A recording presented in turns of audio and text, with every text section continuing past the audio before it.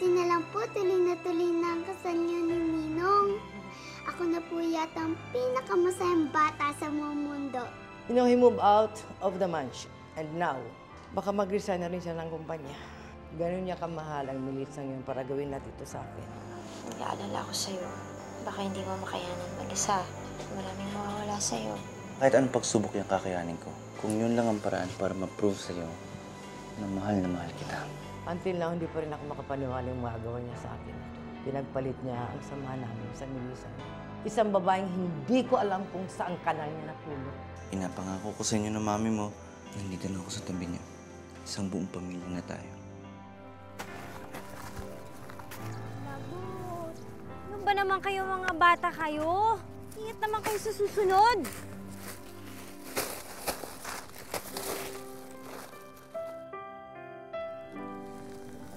Roberto?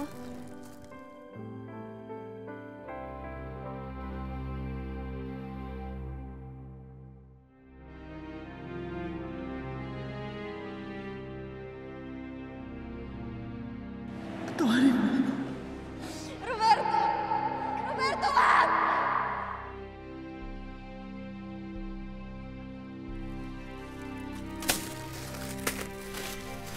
Kamusta ka na, Melissa? Hindi pa kita sinusundan-sundan. Gusto lang kita makausap at makita. Talaga? Buti naman gusto mo pa akong makita. Kasi ako, ni anino mo. Ayoko pa makita kailanman. Melissa. Melissa. Melissa. Melissa. Melissa.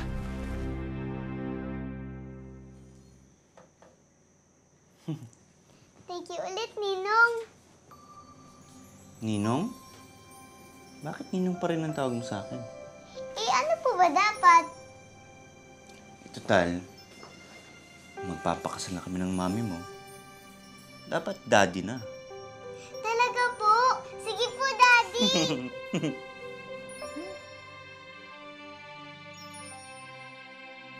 Melissa, sandali. Melissa. Melissa, sandali. Sandali, mag-usap tayo. Mag-usap tayo kahit sandali lang. Ano ba gusto mo, Roberto? Ano ba kailangan mo sa akin?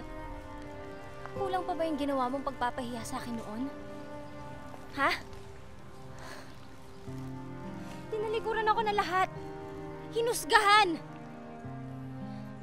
Pero alam mo, nagpakatatag ako. Dahil umasa ako sa mga pangako mo.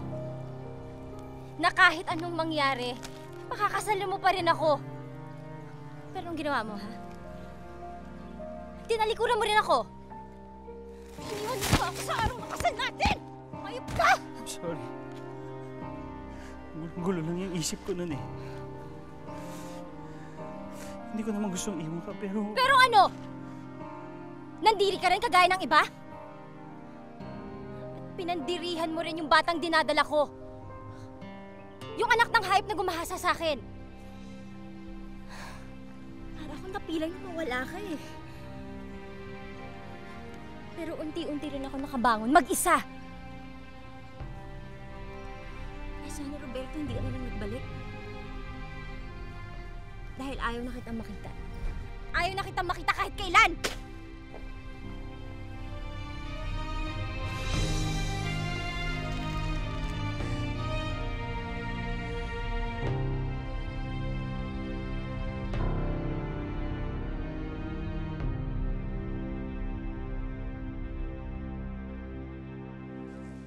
Alis na muna si Ninong, ha? May lakad pa kami ni Tito Kenneth, eh. Bye po, Ninong. Laro po ulit tayo bukas, ha? Yes. Sige po. Ingat ha. Salamat. Kaya? O pare, nandyan lahat ng contacts ng mga kumpanyang gusto mong applyan. Thanks, pare, ha? Alam mo, pilit na talaga ako sa'yo, Felix. Una, bumukod ka sa puti ng Tita Ofelia. Tapos ngayon, gusto mo magtrabaho sa iba. Pare, ang laki na rin ng hirap mo sa kumpanya nyo. Ikaw na nga lang inaasahan ni Tita Ofelia eh. Wala naman akong choice, Kenneth eh. Ikaw na muna bahala kay Amorcita. Ayoko kasing umasa sa kanya pagkatapos kong piliin si Melissa. Kailangan matuto na rin akong tumayo sa aking mga sariling paa. Lahat yan, gagawin mo para lang kay Melissa. Oo nga, pare. No doubt. Mahal na mahal mo nga siya. Hindi ko sisirain yung pangako kay Melissa. Habang buhay, nandito lang ako sa tabi niya.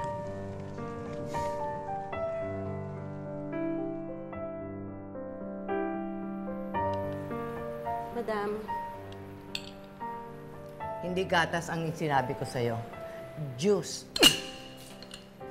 Get out of my face! Get out! sorry po.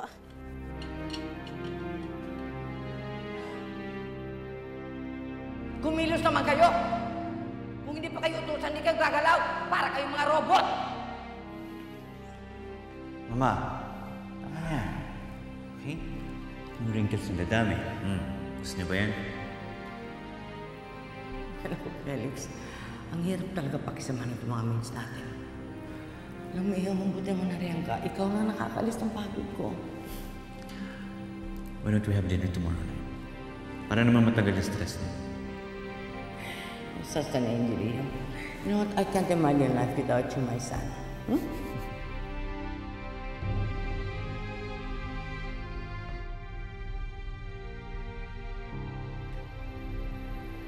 Hindi ako makapaniwalang iniwan mo na ako, Felix. I wish you're still here with me, anak. Hindi ko kaya mag-isa.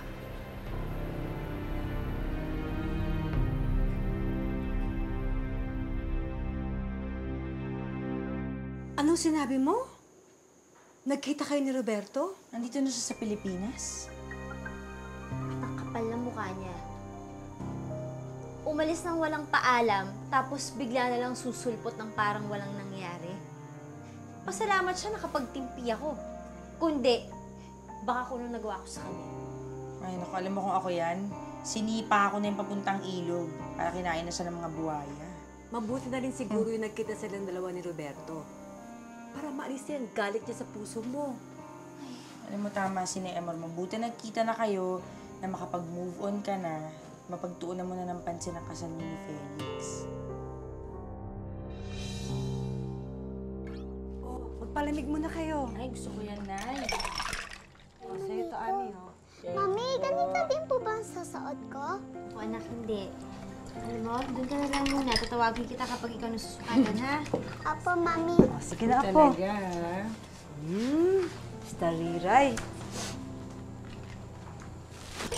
Gusto ko sana yung simple lang. Ito kaya. Ay, sobra naman yan, friend. Parang bongga naman yung girl. Pambuntis. Yan, eh.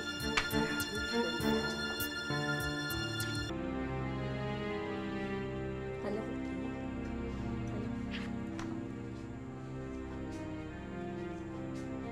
Sino kaya yun? Alin na po?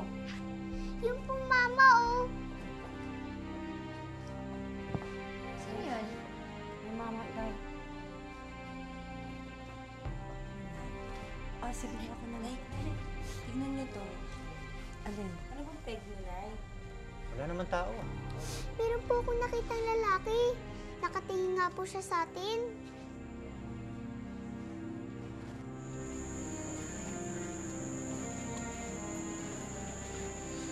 Oh, ano?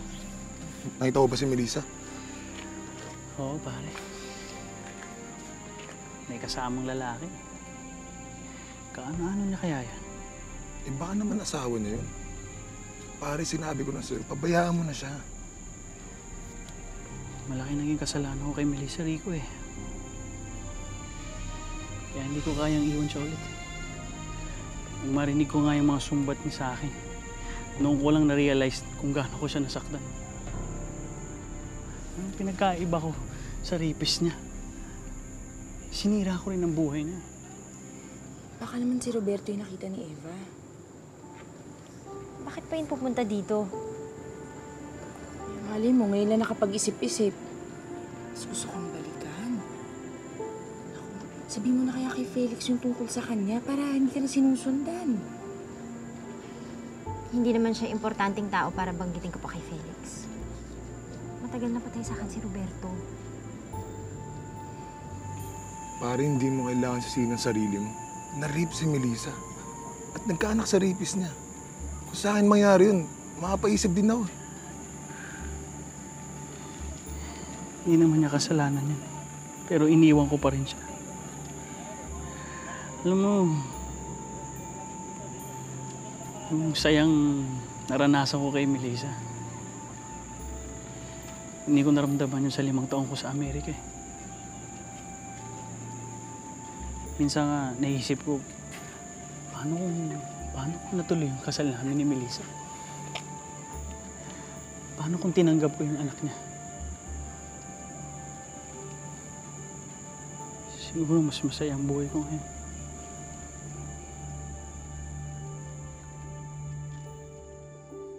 Ito po yung mga local flowers natin. Meron din po tayong mumps.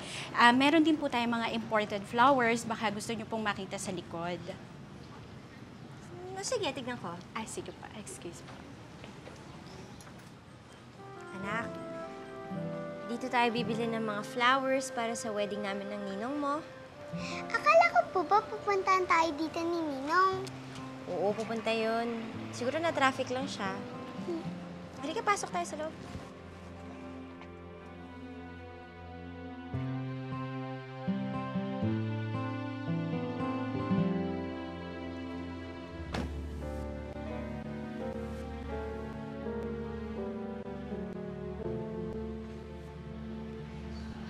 Anak, doon ka na lang muna ha. Titingin lang si Mami ng flowers sa likod. At huwag ka masyado malikot, baka makasira ka ng gamit. Opo, Mami. Doon ka lang ha, huwag ka aalis. Opo.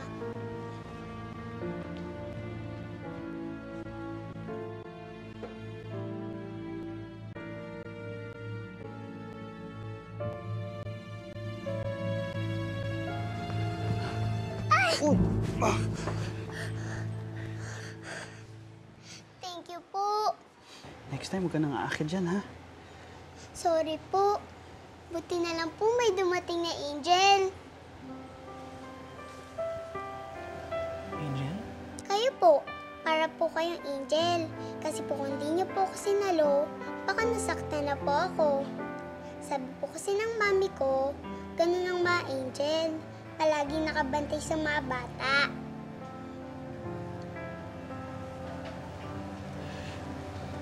Alam mo, ikaw yung parang angel.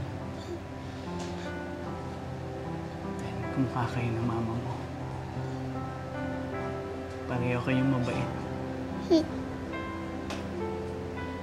Eva? Eva, anak, sino kausap mo?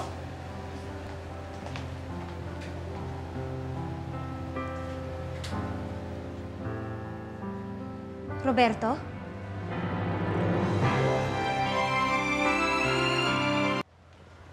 Melissa, Sinusundan mo ba ako? Kung kayo nakita ni Eva sa labas ng bahay namin. Melissa, gusto lang kitang makita. Mami? Sino po siya? Ako ang Tito Roberto mo. Dati akong kaibigan ng mama mo. Ang laki-laki na ng anak mo, Melissa. Ang ganda-ganda pa. Mana sa'yo. Roberto, umalis ka na. Baka makita ka pa ni Felix. Felix? Siya ba yung nakita kong kasama mo?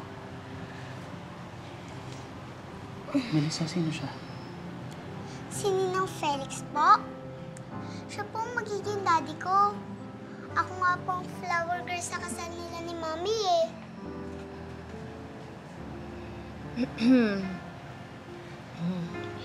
Kakasal ka na, Melissa?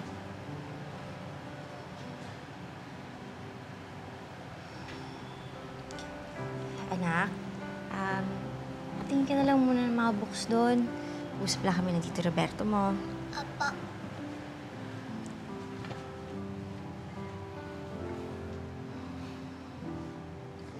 Bakit, Roberto? Hindi mo ba naisip na may isa pang lalaki na pwedeng magkamali sa akin? Oo, meron. Si Felix. At tinanggap niya ako ng buong buo. Di katulad ng iba dyan. Naging mahina sa harap ng pagsubok. Kaya ako iniwan. Melissa. O ayan, nakilala mo na yung anak ko si Eva. Yung batang pinagdirihan mo kaya mo ko iniwan.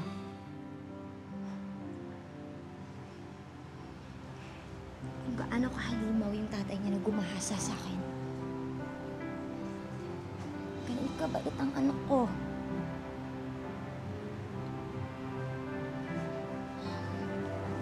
Mahal siya ni Felix na parang tunay niyang anak. Maayos na kami, Roberto. Kaya sana, ito na ang huling beses na makikita kita. Eva!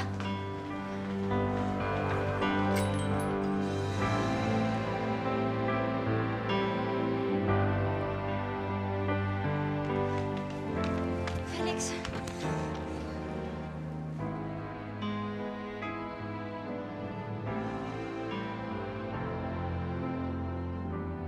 Saan po nakatira yung kaibigan mo, Mami?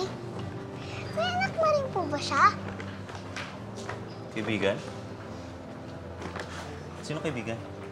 Yung pong kausap ni Mami kanina. Mukha din po siyang mabait. Gaya mo, Ninong. Melissa? Kilala ko ba yun?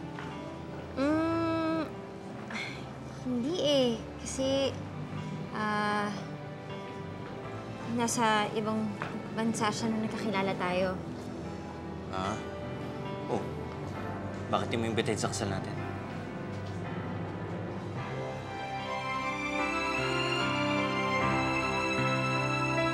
Ano? Nakilala mo yung anak ni Melissa dun sa rapist niya? Her name's Eva.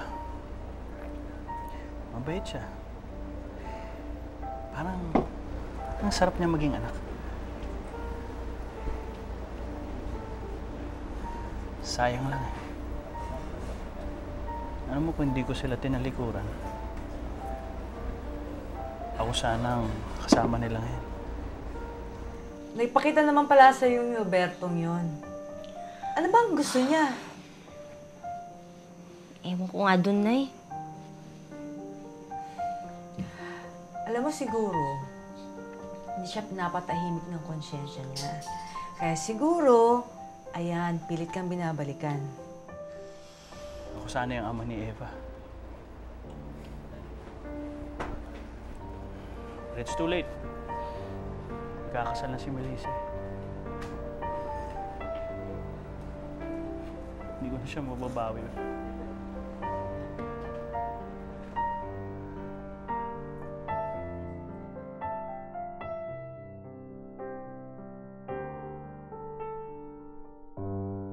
Ewan ko ba dun? Pero ngayong alam niyang ikakasal na ako, sana naman tigilan na niya ako, no? Aba, dapat lang. At Melissa, wag na wag mong hahayaan na guluhin pa niya ulit ang buhay mo. Opo, Nay. Minsan na niyang ginulo ang buhay ko. Hindi na ako papayag na maulit pa yun.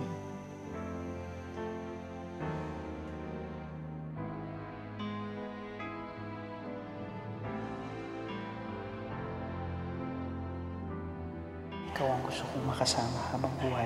Kapag nabuo na ang pamilya natin, wala na akong hihilingin pa sa Diyos. Dahil yun lang ang pangarap ko, Melissa. Ang magkaroon ng pamilya kasama mo. Ako din, Roberto. Yan lang din ang pangarap ko. Alam mo ba, mahal na mahal na mahal kita. Alam mo ba, mas mahal na mahal kita.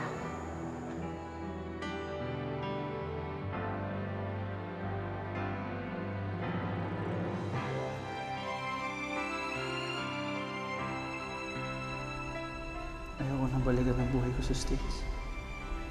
Malungkot, kulang, miserable. Kasi hindi kita kasama, Melissa. Hindi ko kaya mawala ka pa ulit sa akin. Magiging akin ka ulit, Melissa. Gusto ko lang ipakita sa yung bahay na gusto ko ipagawa para sa atin. Sana magustuhan mo.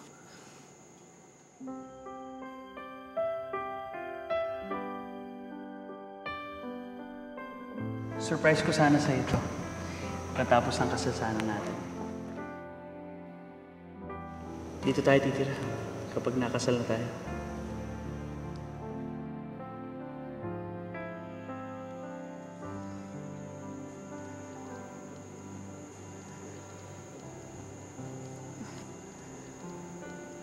Bakit, Melissa? Hindi mo gusto? Masyado bang maliit? Hindi. Hindi, Felix. Hindi naman kailangan malaki yung bahay na titirahan natin. Kailangan lang masaya tayo. Palagi nagmamahalan. Thank you. Pero saan? Thank you kasi binigyan mo ulit ako ng isa pang chance. Thank you kasi binigay mo yung puso mo sa akin. Alam ko naman kasi na nag-iisa ka lang. At wala nang ibang lalaki katulad mo. Kaya nagpapasalamat din ako sa'yo. At ako ang pinili mong pakasalan. Kahit na medyo hindi maganda yung nakaraan ko. Wala ko ibang pinangarap kundi makasama kayo ni Eva. At ngayon nagkakatotoo na yan. I couldn't ask for anything more. Kayo lang pwedeng bumuo sa buhay ko. We need more funds for the next mining projects. Kala ko ba naayos na ito ni Felix? Kailangan natin ng bagong investors. Actually, ma'am, we already tried talking with them. Kaso, kay Felix lang po talaga nalang gusto makipag-transact.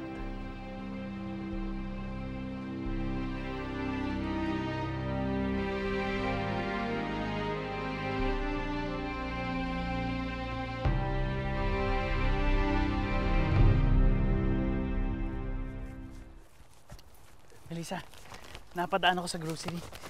Pinala kita ng mga bagay, oh. Di ba sinabi ko sa'yo? Tigilan mo na ako. Wala namang dahilan para gawin mo pa to eh. Ginawa ko to sa'yo noon eh. Iba ang noon sa ngayon. Hindi ko alam kung anong motibo mo para gawin to. Pero pwede ba tumigil ka na? Paano kung sabihin ko sa'yo, Melissa, hindi ko kaya?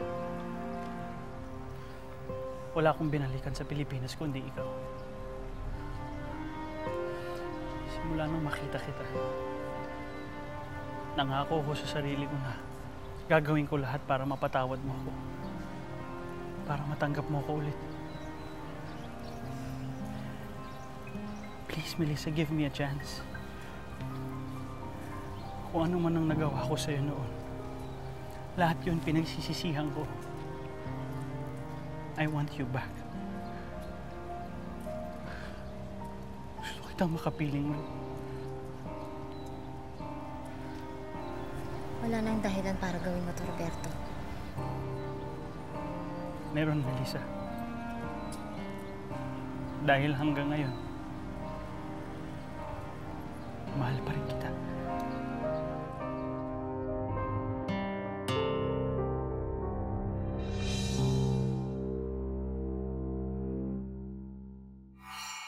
Ang swerte ko talaga sa'yo, Daddy. Siguro masaya din yung anak ni Tito Roberto, no? Kasi mabait din siya, kagaya mo. Tito Roberto? Yung po yung sinasabi kong kaibigan ni Mami. Kumusta na si Roberto? Bakit mo nilihim sa akin na bumalik pala siya? Hindi ako titigil hanggang hindi niya ako napapatawad. Let me remind you lang, ikakasal na yung tao. Baka gulo ko lang sa kanila. Yung ba, babalikan niya pa si Roberto? Walang ibang lalaking minahal si Melissa, kundi si Roberto lang. Napahanga niya nga ako nung kakasal sila. Nandun ka sa kasal ni Roberto? at ni Melissa? Akala ba sabi mo sa akin, after the wedding mo nakilala si Melissa? Ikakasal, oo. Pero hindi pa kasal. Mas mahihirapan akong mabawi si Melissa kapag kasal na sila.